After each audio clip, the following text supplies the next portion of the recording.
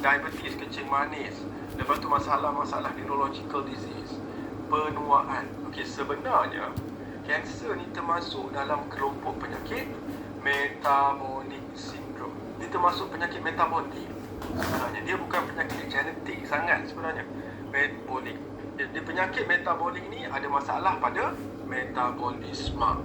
Bermaksud kencing manis penyakit metabolik, darah tinggi penyakit metabolik. Kemudian high kolesterol, sakit jantung pun penyakit metabolik. Obes, berat badan berlebihan pun metabolik. Jadi oleh kerana dia kelompok yang sama, jadi hikmah dia adalah kita boleh atasi semua penyakit ini dengan satu kaedah yang sama. Kita boleh atasi obesiti, kita boleh atasi kencing manis, darah tinggi, high kolesterol, sakit jantung, dan kawal kanser dengan kaedah yang sama. Jadi itu ada hikmah sebab dia satu kelompok yang sama, root cause yang sama. Okey, baik. Bila kita faham tentang root cause yang sama, akar daripada penyakit kanser ni sebenarnya, salah satu faktor yang paling mempengaruhi adalah sebenarnya berat badan. Berat badan yang berlebihan. Orang obes ni dia lebih rentan untuk kena kanser sebenarnya. Jangan kita biasa ni selama ni kita anggap orang obes ni kan, dia senang kena kencing manis je, lepas tu senang kena sakit jantung, lepas tu darah tinggi kan. Tetapi tahukah anda semua bahawa sakit obesiti ni dia termasuk dalam kelompok penyakit yang sama. Jadi siapa yang ada berat badan berlebihan ni lebih 3 kali ganda berisiko nak kena kanser, perempuan. Nampak kat situ? Okey. So kalau cerita about obesity ni, kita tak boleh nak pandang sebelah mata lah. Kita tengok dekat situ wanita 64.8%, lepas tu rata-ratanya Indian, age group, okey, ada lebih pada 60 ke 64%, macam tu. Okey, ini adalah data-data yang basic. Now, kalau ikut population dekat Malaysia ni, kita adalah rakyat yang paling obes, tuan-tuan. 44.2% rakyat Malaysia ni obes ataupun overweight/obes. Kita adalah negara yang paling obes sebenarnya di rantau ASEAN. Kita champion yang tak patut sebenarnya kita banggakan, Bila orang obes, maka kes kanser juga akan meningkat. Kalau kita turunkan berat badan, risiko kanser juga akan menurun. Nampak tak? So itu kaitan obes dengan kanser. Okey, ini semua tak payah saya cover lagi. Ini adalah cara untuk kita tahu kita punya BMI. Okey, yang normal adalah di antara 18.5 hingga 24.9. Okey. Saya nak bagi sedikit gambaran macam mana anda nak ukur anda ni obes ke tidak. First and foremost, anda boleh lihat bentuk badan anda. Bentuk badan kita ni, kalau kita nak kategorikan dia boleh dibahagikan menjadi 3 je. Bentuk badan macam apple, bermaksud bentuk badan seperti avocado, sedikit pinggang. Bentuk badan seperti pen, ada pinggang. Itu dia. Okey, so cara untuk mengetahuinya selain daripada bentuk badan kita tu subjektif. Anda boleh ukur lilit pinggul berbanding ukur lilit pinggang. Tapi saya takkan fokus ini sebenarnya. Sebab apa? Saya nak fokus untuk saya nak mengaitkan antara obesiti ni dengan kanser. Sebab kalau anda turunkan berat badan, kalau anda amalkan tips DND, anda akan turunkan berat badan anda dan anda akan kurangkan risiko kena kanser. Okey? Itu dia. Dia nampak tak? Penyakit metabolic syndrome ni dia berkaitan dengan hypertension, darah tinggi, masalah lipid, kolesterol, PCOS untuk wanita, sakit jantung, kerintangan insulin dan juga dan juga kanser, nampak? Jadi kalau kita atasi satu masalah dalam kelompok ini, kita akan atasi kanser. Macam tu Okey. Sekarang ini sama juga metabolic syndrome. Jadi ini adalah kadar untuk kita tahu. Okey. Untuk wanita laki-laki, bacaan normal tekanan darah adalah 130/85. Ini ikut usia jugalah.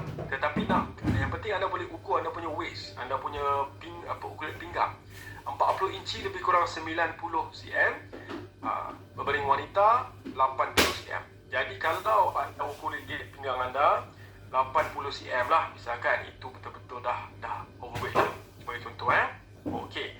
Jadi kalau anda nak memahamkan metabolic syndrome dan kanser ni, anda kena bayangkan gugusan-gugusan anggur. Ibarat macam anda sedang mengenal anggur ni. Okey, dia saling berangkaian antara satu sama lain. Kanser berkait rapat dengan penyakit kencing manis. Kencing manis berkait rapat dengan darah tinggi. Darah tinggi berkait rapat dengan masalah jantung. Nampak? Dia metabolic syndrome. Dia berkaitan antara satu sama lain. Itu lebih kurang dari gambaran dia. Dan kalau bercerita tentang masalah kencing manis, metabolic syndrome, sebenarnya gejala gula darah tinggi itu bukanlah penyakit. Okey, simptom gejala untuk diabetes adalah gula darah tinggi. Tapi apa yang menyebabkan gula darah tinggi? Cause di bawah permukaan air itu, root cause-nya adalah kerintangan insulin. Jadi sebenarnya sakit kanser ni pun dia berkaitan sangat rapat dengan kerintangan insulin. Okey, baik.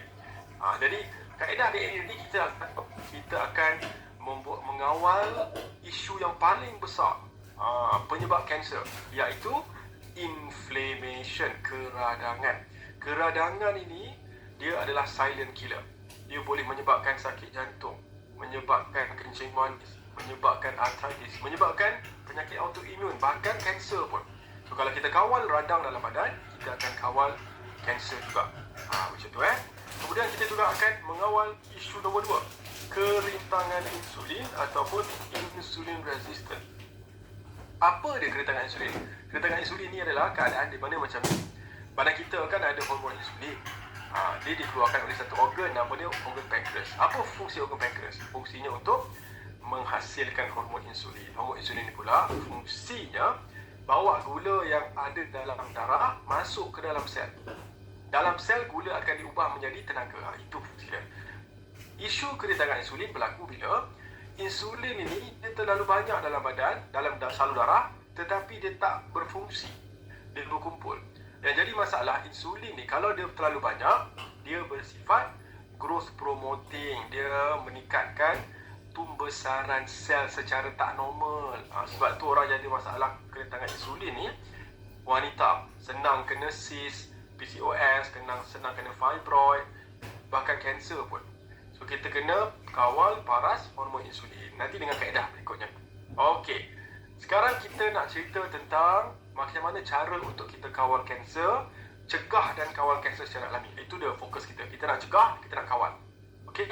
Ia ibarat seperti orkestra. Anda kena bayangkan, okey, sebagai orkestra. Dalam orkestra, dia ada pemain-pemain dia.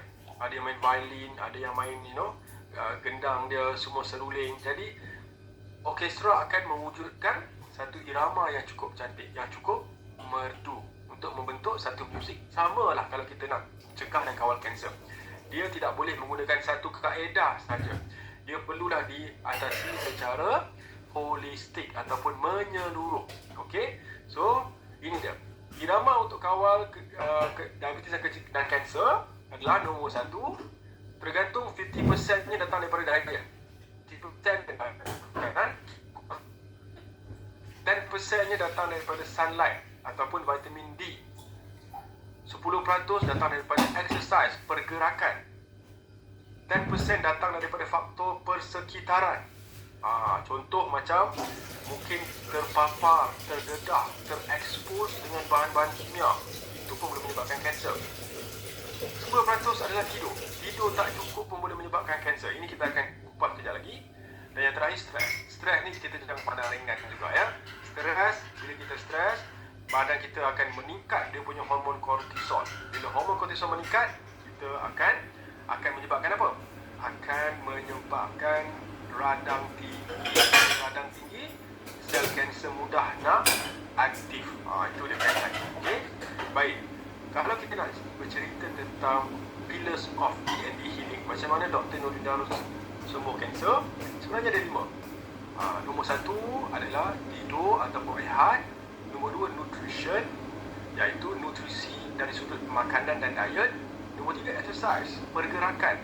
Nombor 4, mind dan emotion. Kita tak boleh pandang ringan tentang kepentingan pengurusan stres. Dan juga hubungan kita, community and relationship, masuk hubungan kita dengan sanak kita punya keluarga.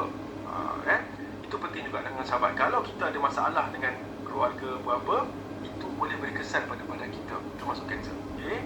Baik, sekarang healthy. Okey, kita pergi pertama tau. Jadi tidur ni sebenarnya adalah perkara yang cukup penting. Sebab tidur ni sebenarnya obat bagi badan kita. Okey, badan kita dia ada biological clock. Badan kita mengandungi apa? Mengandungi jam waktu biologi. Sebab bila bermulanya kita bangun pagi, kemudian menjelang tengah hari, kemudian menjelang petang, ke malam, dia ada biological clock sebenarnya, namanya circadian rhythm.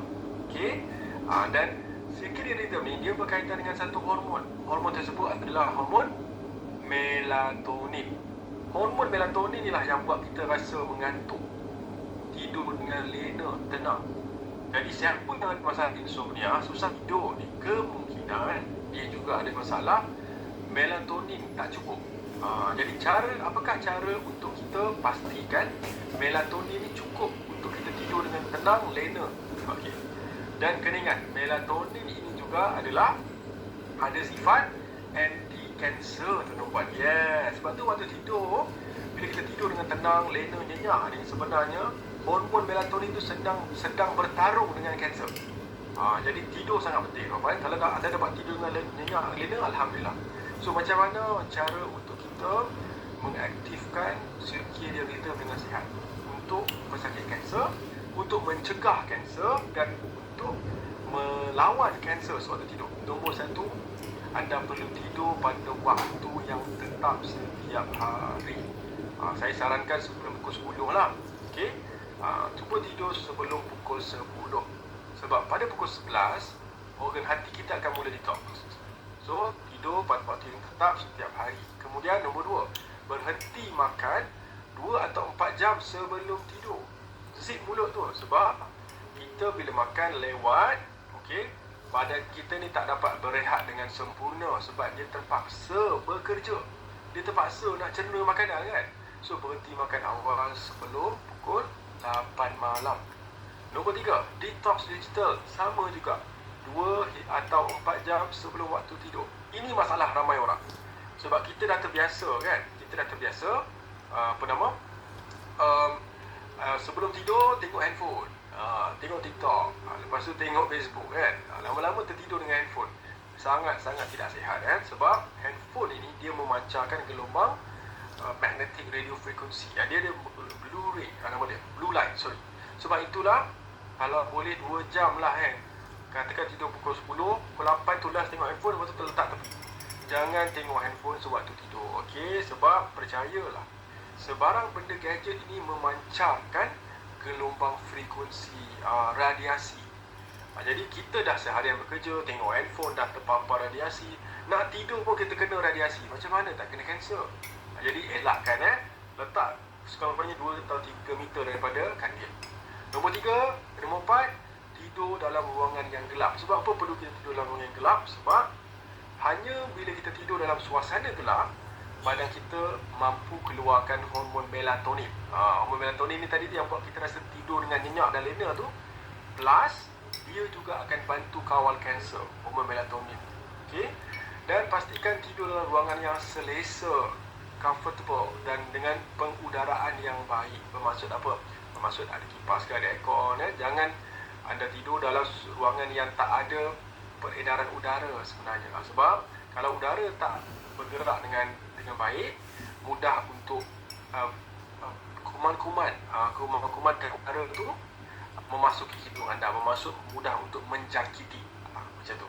Okey, apa tips untuk dapat tidur yang lebih lena? Tadi sama juga. Okey, pastikan, saya ulang balik, pastikan ada tidur yang jadual tidur yang konsisten, sleep schedule. Lepas tu kalau boleh setiap hari banyakkan bergerak, tak minuman yang aktif atau mabuk. Okey, 2 atau 4 jam sebelum tidur. Detox kita, limit screen time. Lepas tu sebelum tidur pastikan anda baca buku dulu ke, zikir dulu ke, dan tidur dalam ruangan yang gelap. Ini untuk memastikan kita dapat hormon melatonin tadi tu. Okey, kalau kita tak cukup tidur, apa yang berlaku ni dia? Tidur, kalau kita tak cukup tidur, dia boleh menyebabkan apa? Kita punya fokus, kita punya alertness tu berkurang. Kemudian meningkatkan kita punya nafsu makan. Kita akan cenderung terlebih makan. Susah nak turun berat badan. Akan meningkatkan terangkat, lepas tak boleh fokus. Ini tu boleh menyebabkan risiko untuk kanser, untuk sakit jantung, risiko untuk darah tinggi, risiko untuk tambah gemuk meningkat kalau tak cukup tidur. So tidur sangat penting tuan-tuan dan puan-puan. Okey, pastikan tidur berapa jam? Sekurang-kurangnya 6 atau 8 jam. Cukup. Jangan kurang 6 jam, jangan lebih 8 jam kalau boleh Okey. Baik. Sekarang kita cerita tentang exercise. Apakah dia senaman exercise yang terbaik?